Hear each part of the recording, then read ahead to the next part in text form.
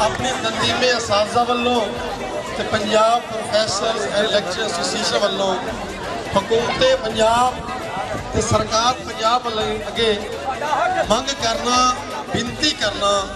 कि तालीम जिहड़ी है वो उही सुखली ते सुच्ची हुंदी है जिहड़ी मादरी ज़ुबान दे विच हुंदी है। इस वास्ते अज जिन्नियां भी मंगां इन्हां तंजीमां वालों कीतियां गईयां ने कि पंजाबी नूं सरकारी ज़ुबान करार दिता जाए, पंजाबी नूं प्राइमरी तो लग के BA तक लाजमी करार दिता जाए। मैं इन्हां सारियां मंगां दी हमायत करना अपने वल्लों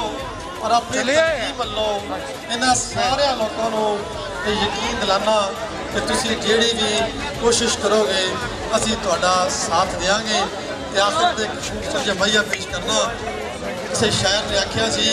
ओ कोई सुरख गुलाब होवे, ओ कोई